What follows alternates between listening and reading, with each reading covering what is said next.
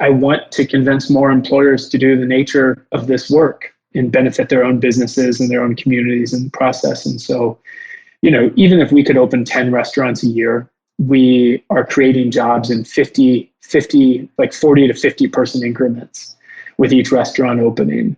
And there are plenty of employers that already have tens of thousands of employees, both in our industry and other entry-level environments. And so I'm really, really hoping that we can be a catalyst for that work to scale well beyond how many Hot Chicken Takeovers we can open.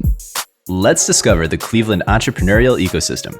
We are telling the stories of its entrepreneurs and those supporting them.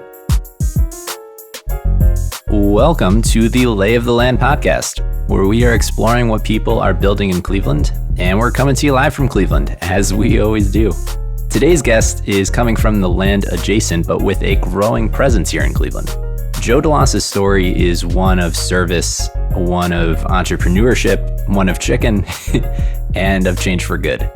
He spent the last decade building businesses, creating employment opportunities for people who have experienced significant adversity in their lives. From incarceration to addiction to homelessness, Joe deeply believes that everyone deserves a fair chance to build a new story for themselves. And I genuinely think anyone tuning in today will come to see through our conversation how really committed he is to that cause. His most recent endeavor and success, though, is Hot Chicken Takeover, which is a fast casual restaurant chain that is taking over the Midwest, and for very good reason. I am very excited to share our conversation. I certainly came away from it feeling inspired, so please enjoy.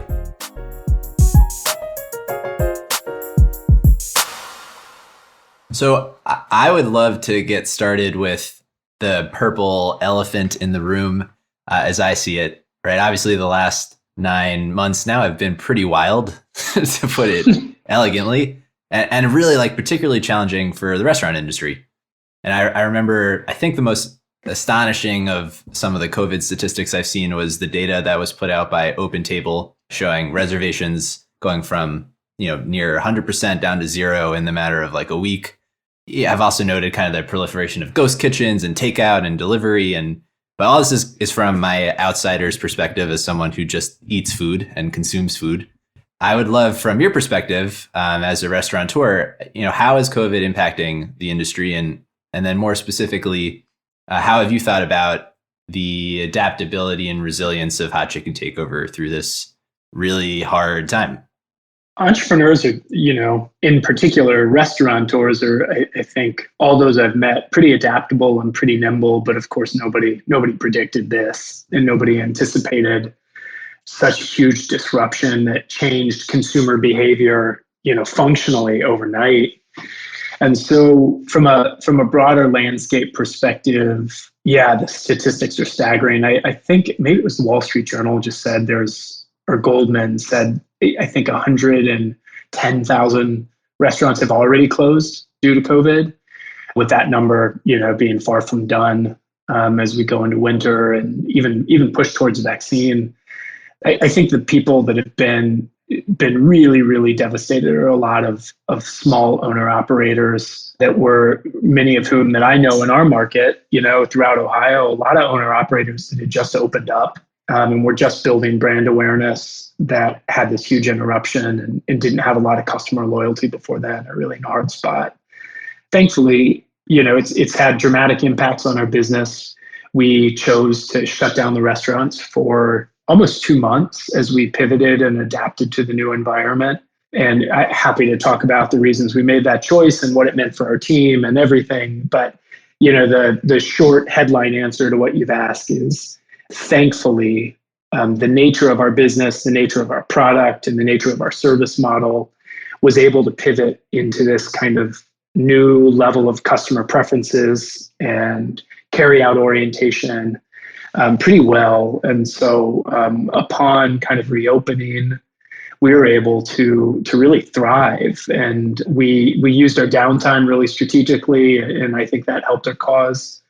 But all in all, we're in a small sliver of the broader hospitality or food and beverage industry that was really already carry-out friendly and already kind of a fast, efficient, trusted restaurant brand. And so we've been able to weather the storm, and in some instances actually thrive through this, which I'm really, really thankful and grateful for. Yeah, I'd love to pull in a few of the threads there and double click on some of those. I guess we could start with, you mentioned the change in consumer behavior and the whole their adaptability as well. What are the things that have kind of surprised you from the consumer perspective that have changed over the past few months? Yeah, actually, our architecture partner framed this really well for us. We were in the process of designing restaurants when COVID happened, and so we had to go back to the drawing board in a few ways. But they talked about the 3 C's of COVID from a consumer preference and consumer behavior perspective as customers were demanding convenience, confidence, and comfort. And so, in our world, convenience is really about how efficiently can you get people food with the fewest kind of physical touch points, whether that's thinking about the way people interact with credit card or the way they interact with your service staff at a restaurant. Confidence is around sanitation and safety and feeling like this is a brand that's taking things seriously and thoughtfully. And that idea of comfort being that in times of stress, people want things that are reminiscent of time that they might deem more acceptable or more tolerable. And food definitely plays a huge part about that. And so we are actually in the category of comfort food, though the names meant less. And so for us, we were able to kind of adapt to that consumer environment really, really thoughtfully. And we knew that our brand wasn't ready for it overnight. And so when COVID really struck, and this is kind of one of the other threads you wanted to double click on, I think, we were, of course, caught by surprise. We lost a significant amount of committed investment capital that was set to close the last week in March.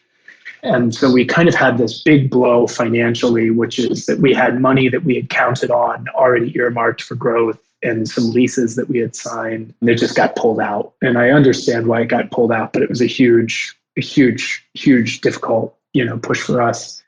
The other was that as things were happening, we just didn't know if consumers were going to engage with us. I think we were really anxious that if we tried to fight and push through and stay open, that we wouldn't have hours to give our team members. And so our team footprint is really the foundation for our business and why we built the company to begin with. And so we got really anxious about their income stability and just continuity and some kind of income consistency in their lives.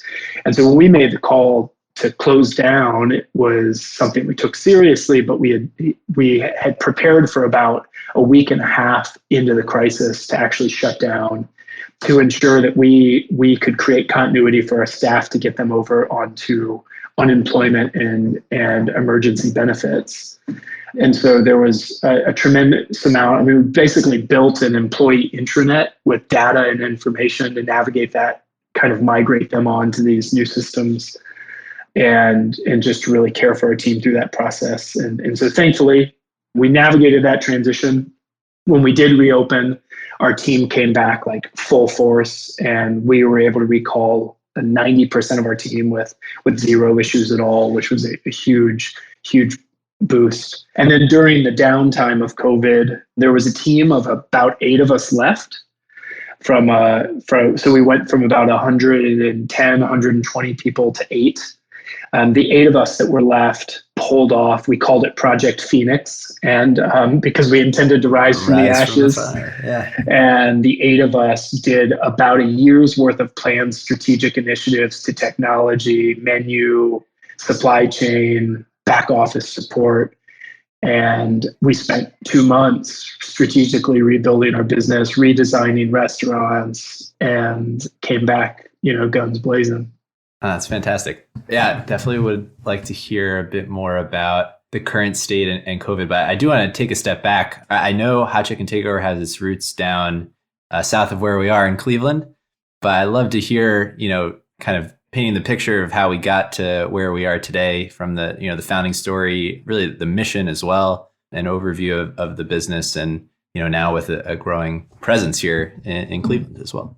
Yeah, so maybe the best place to start is just share a little bit of my story is kind of it leads there. And so I've been just really, really entrepreneurial for most of my life and kind of realized pretty quickly that I wasn't going to be good at working for other people.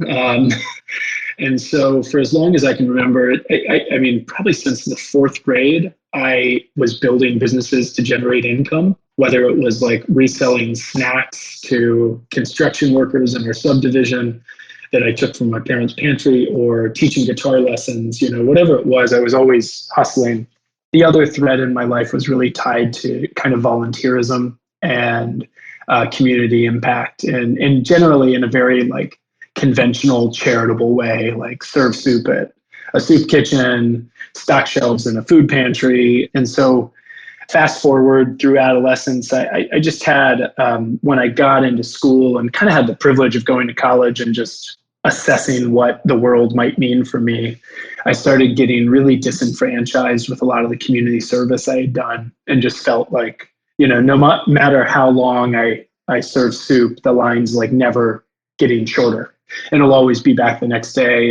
And so as I started to dive, maybe just with more kind of focus on cause to some of the really complicated social issues in our community, started to feel just a tremendous amount of empathy and reverence for people that were up against poverty and all the adversity that comes with that. And so as I started to build relationships with people that had just very different life experience than me, and had adversity in a different way than I ever knew, I just started feeling compelled to find more sustainable ways to tackle this, and had a mentor in my life that said, there's this field of study called social entrepreneurship. It kind of merges the two things you're passionate about. And so I spent the rest of my college kind of life just becoming a student of the discipline of social entrepreneurship, and kind of came in my own to know that I have to be a really effective entrepreneur and I really have to kind of viscerally understand the experience people are having in the world that was different than mine. So that set me on a crazy course. I was an investment bank analyst for a few years out of college to try to gain some competency. Lasted for about 20 months in that job before I knew a cubicle and a suit weren't for me. And then started trying to build businesses. And so I've been as kind of an aspiring social entrepreneur for going on like 12, 13 years now, and have stumbled a few times, had a few base hits. But ultimately, Hot Chicken Takeover was just kind of another vehicle for me to pursue that path. This is the one that's been the most commercially successful, but our kind of the foundation of Hot Chicken Takeover, and if you look at our logo, it's a rooster with an asterisk next to it, functionally is what makes up the logo. And that asterisk is really about our mission to just create extraordinary experiences for extraordinary people. And so, of course, that means we serve food to guests, and we want that to be an above average experience that people talk about. But our primary stakeholder is really our team. And so we've built our business to provide employment opportunities to men and women that have just had really chronic adversity in their life: homelessness, incarceration, addiction, domestic violence, and use our business as a foundation for people to grow. And we get to be alongside of people as they make huge achievements in their life. And in some ways, we get to be a kind of an obstacle tackler with folks and to use our business and our brand and our resources to help people overcome things that they otherwise might have difficulty doing without extra support. Nice. One of the ideas that I know comes with the umbrella of social entrepreneurship is the distinction between doing well by doing good and like charity. And at the end of the day, you're running a business.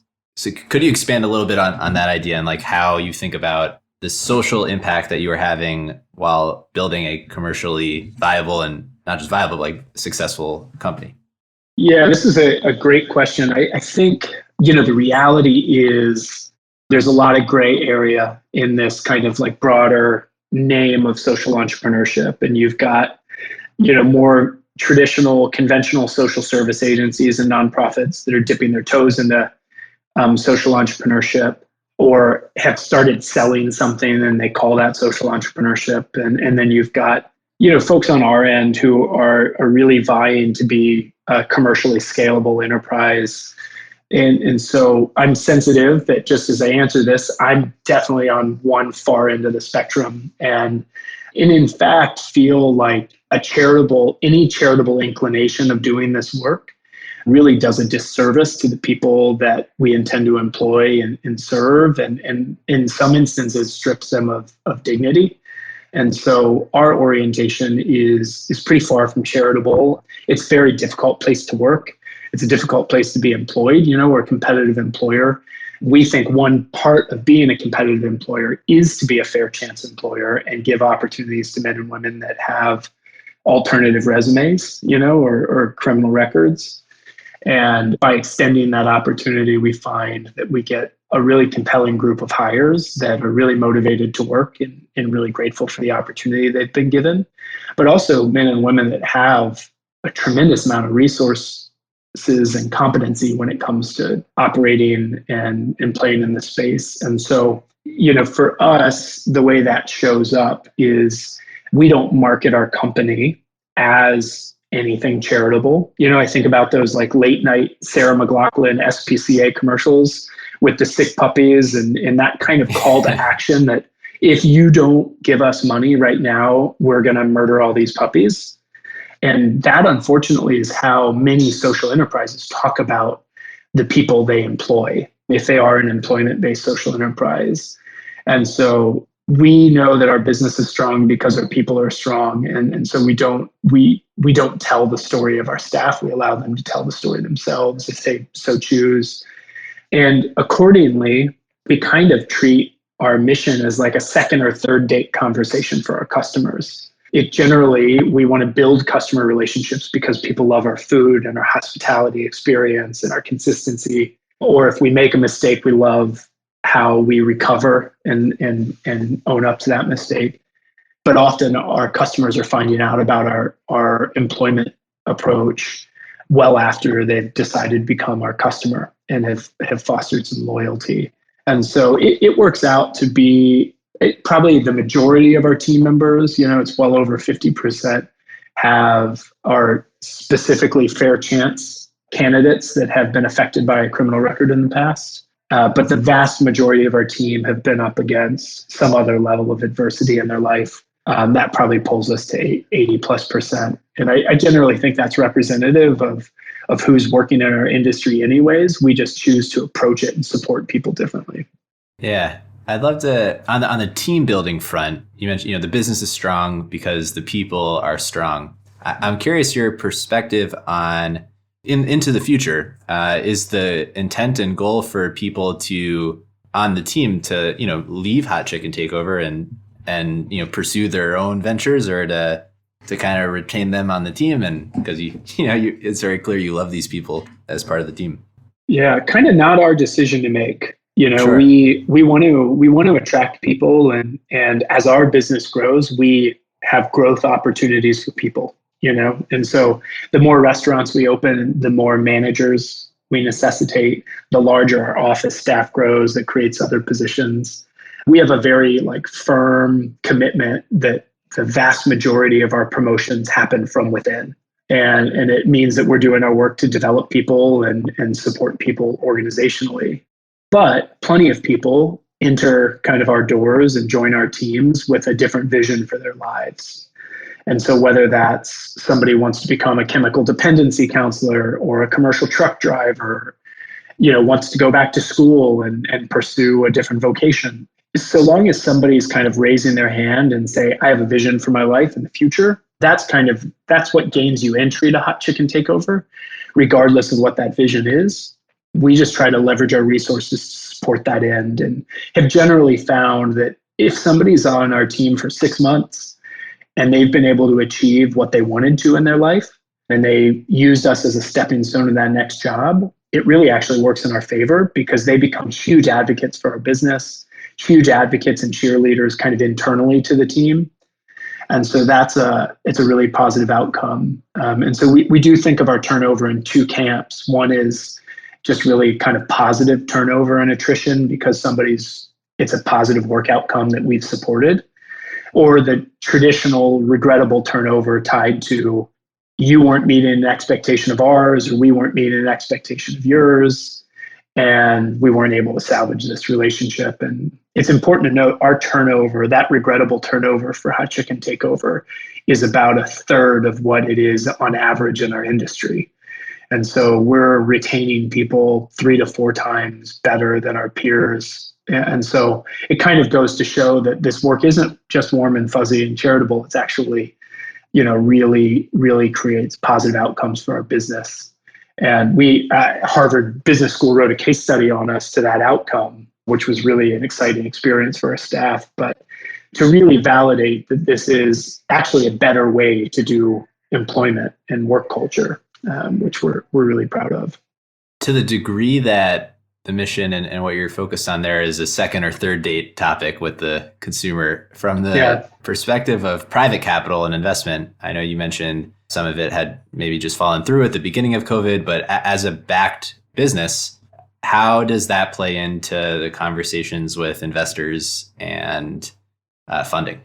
Thankfully, because that story of our business is really compelling, it has really built awareness of our brand in a larger way than what otherwise a 5-unit restaurant chain could garner from the Midwest. And so it has opened a lot of doors for us to larger hospitality groups or private equity groups. Though those conversations may or may not be aligned with our actual growth intention, it gives us an opportunity to kind of raise the bar and the visibility of that labor strategy to people that are really impactful in the field. And so we're always appreciative to have that conversation. We haven't had anybody kind of shy away from it. In a few instances, we've had some private investors really treat it charitably and think like, oh, it's kind of nice what you do for those people. And, you probably won't continue that as you grow. And so we've used that as a great indicator to just walk away from those conversations because there's not value alignment. But for the most part, we've had only positive outcomes from kind of an investor dialogue of, it's an opportunity for a prospect investor to say, oh, like you're able to generate these kind of unit economics and these kind of sales volumes with your brand, and you're accomplishing this work with this team. And so they're almost evaluate it more objectively than sympathetically, which again, I think bodes well for the dignity and the nature of the work we're doing, that we don't have a less than team. In many cases, we have a better than team, which I'm thankful to kind of be able to share, be the primary storyteller for that from an investment front. Oh, that's awesome. Just before we started recording, you mentioned just open a restaurant and in the present moment, and I'm curious how that has gone. What does that look like today? So we just opened a restaurant. The environment and circumstance for opening that restaurant are really different than we normally do. Usually we'll line up a few hundred people and make a huge celebration out of the nature of an opening. That doesn't necessarily feel responsible under the current climate. And so what's more exciting about this opening is our team has been pretty patient. We've been allowing sales to roll in. They keep growing day by day, which has been great for us. But it's also given us an opportunity to really test out a new prototype Hot Chicken Takeover that was really instigated by the COVID crisis. And so this particular restaurant that we just opened has a proper drive-through integrated into it, as well as a lot of new technology and a new layout for the kitchen, a new layout for the restaurant, all kind of inspired by the experience we've had through COVID and wanting to build a restaurant that was pretty adaptable and could evolve with us as the world kind of opens back up. It's an exciting opening because it's going to inform how our prototype evolves for new openings, and has in fact already informed our next opening, which will be up in Northeast Ohio again, that we're excited to announce here shortly. Yeah, realizing it's probably hard to look too far into the future at the moment, as all these restaurants are hyper focused on the existential crisis of surviving right now. But clearly Project Phoenix and thinking about the future, when you think about Hot Chicken Takeover 10 years from now, 20 years from now, what is the kind of impact and scale that you hope to have looking back from that hypothetical? Well, I got into this business to really prove a point that labor and HR could be done differently and empower a group of people that often aren't empowered in the community and achieve more success because of it. And so I'm interested in scale because I'm interested in proving kind of that hypothesis at scale. And so for us, what that looks like is growing our restaurant brand. And in 5, 10 years from now, I'd like to, really in the next 5 years, I'd like to see Hot Chicken Takeover at a point to really accelerate its growth and scale.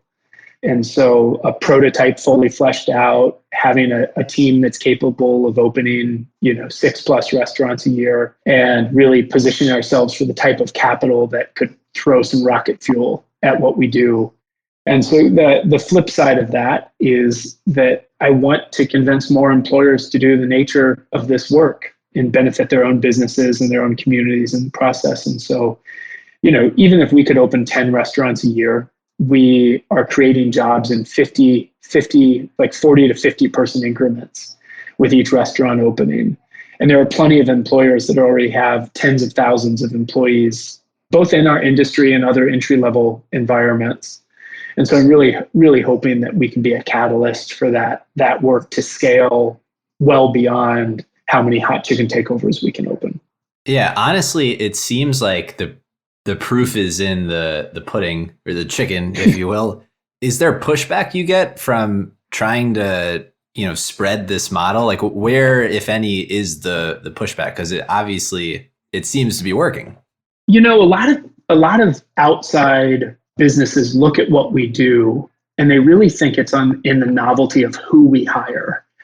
And that's really a mistake. It's really not the novelty of who we hire, but how we hire and how we support people. And really the common sense about what we do is just that we try to be a really good employer and we try not to be assholes to people.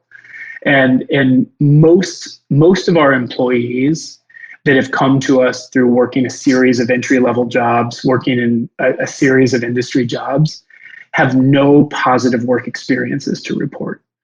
We work in an industry that the bar is set so categorically low for quality of employment that really what we do well is we've just raised the bar, that we meet people where they're at. We understand that if somebody has personal instability, they will have professional instability, and we don't ask them to check that baggage at the door. We actively ask them to talk to us about it so we can support them through it.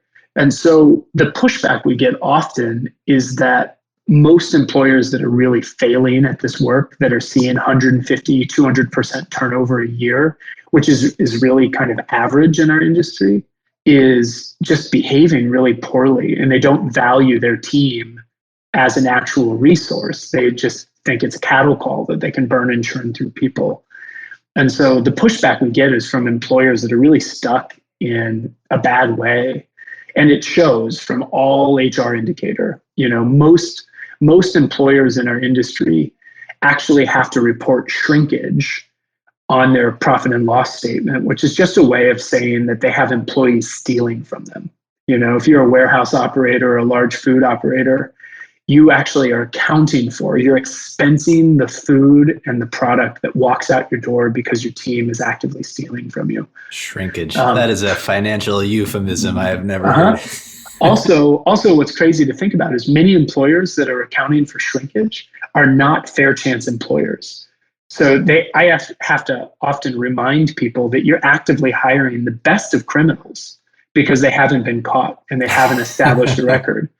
And you're accounting for them stealing from you. So why not hire the people that aren't as effective at it and have been caught and have a lot more to gain from positive employment? But it's a bad state of affairs in our industry for quality of life of employees. And regardless of who somebody hires, I think we're trying to do our part to just collectively raise the conversation for quality of life and investment in people in the hospitality industry. And it makes a difference. We're proving that it makes a difference. And we do serve banana pudding, so we can say the proof is in the pudding.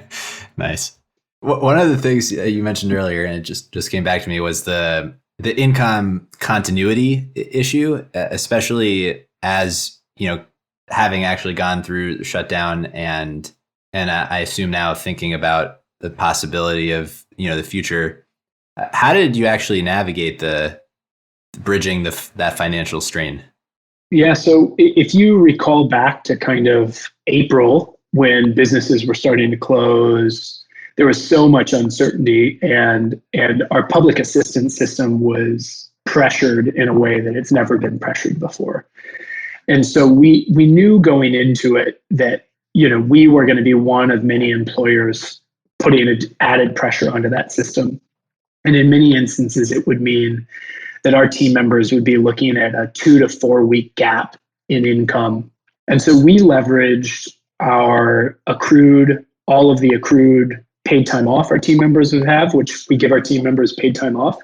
And so we had kind of an accrual bank of PTO. We also have a program internally that we call a matched milestone program, where we're actively supporting team members through investments in cars, housing, et cetera, where we'll match up to $600 of their investment on an annual basis in those things.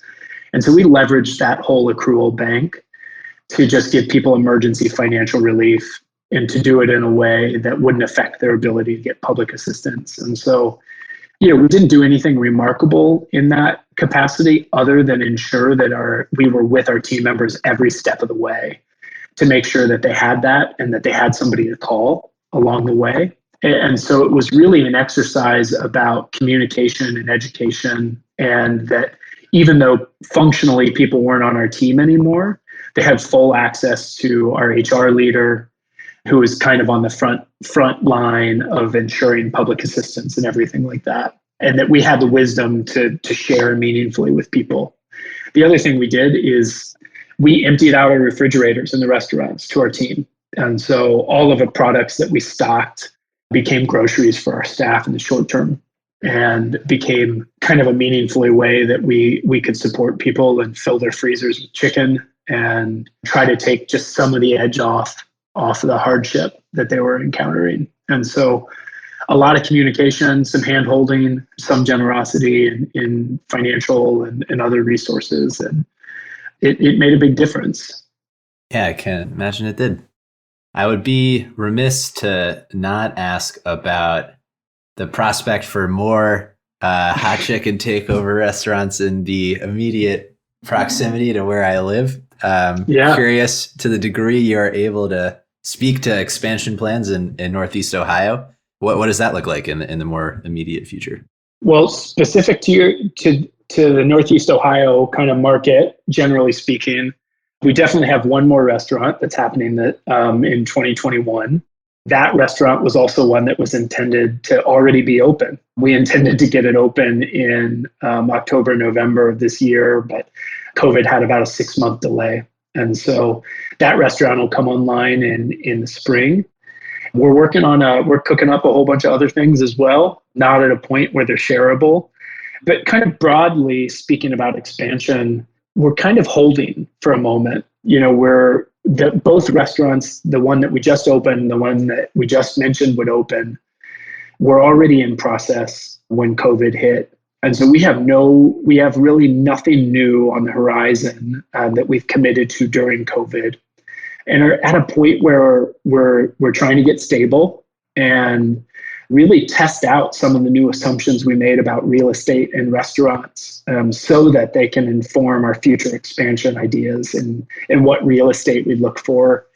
And so I anticipate, if we do anything additional in 2021, it'll be pretty opportunistic, but really think we'll hit the ground running again in 2022 with some more opportunities. And unfortunate for our industry and some of my peers, COVID-19 is probably dealing some devastating blows to brands. And fortunate for Hot Chicken Takeover, we have a brand that was well positioned, just in the nature of our food and our message during this crisis, that we see a bright future ahead. But ultimately believe too that there'll probably be some real estate that we can be opportunistic about as casual dining industries. The casual dining segment has been really devastated. These like full service sit down restaurants, many of which were already having trouble pre-COVID. So, a lot of that real estate is going to come online, and I think developers are going to get creative about how to split it. And so I think we're going to see a lot of casual dining restaurants that were 5,000 square feet that are now a cell phone store and a fast casual restaurant with a drive-through. And so, we want to be well positioned for that and positioned to kind of grow pretty opportunistically. Yeah, it's very exciting. Selfishly, still rooting for something in there. Yeah, definitely more in Northeast Ohio. I think we're doubling down on expansion in Ohio and building brand strength. Similar to what we have in Columbus up in Northeast Ohio, and you can only do that with more restaurants and more chicken, and more restaurants and more chicken mean more jobs, and so that's what drives us. Yeah, absolutely. If I could ask you many more questions, I'm curious about different things, but I know we are coming up on time here. If people have other questions or things that they would want to follow up with you about, where's the best place for people to find you? Yeah, well, we are up on every kind of social channel, slinging chicken and trying to engage with our community. And so that's a great place. But our website as well has kind of direct inquiry boxes that come right to me. And so if there's any opportunity for somebody to follow up, or particular in Northeast Ohio, we're looking for more partnerships from everything from the creative collaborations we do on food. We do like a hot chicken pizza in Central Ohio, something that we anticipate bringing to Northeast Ohio this upcoming year, and ways that we engage the community. So eager about those kind of partnerships. Also eager for partnerships around staffing and community resources that can benefit our team. And so those are the two really critical points that we feel like allow us to build brand in a market, which is just how do we engage with people and how do we support our team in a meaningful way. So we'd love to hear from your audience, and would love to engage with people as best we can. Awesome. Yeah, I hope we can have some of those collaborations happen. That would be excellent. Yeah, super delicious. Yeah. Well, Joe, I really appreciate you coming on the show today and sharing your story and background. And I am glad to hear that through these tough times, you're doing all right. Yeah. Thanks so much for having us, and excited to serve you up there soon. That's all for this week. Thanks for listening. We'd love to hear your thoughts on today's show, so shoot us an email at layoftheland@upside.fm, or find us on Twitter at podlayoftheland, at @thetegan, or at sternhefe, JEFE. We'll be back here next week at the same time to map more of the land. If you or someone you know would make a good guest for our show, please email us or find us on Twitter and let us know. And if you love our show, please leave a review on iTunes. That goes a long way in helping us spread the word and continue to help bring high-quality guests to the show. Tegan and I decided there were a couple things we wanted to share with you at the end of the podcast. And so here we go. Tegan Horden and Jeffrey Stern developed the Lay of the Land podcast in collaboration with the Up Company LLC. At the time of this recording, we do not own equity or other financial interests in the companies which appear on this show unless otherwise indicated. All opinions expressed by podcast participants are solely their own and do not reflect the opinions of Founders Get Funds and its affiliates, or Actual and its affiliates, or any entity which employs us. This podcast is for informational purposes only and should not be relied upon as a basis for investment decisions. We have not considered your specific financial situation, nor provided any investment advice on this show. Thanks for listening, and we'll talk to you next week.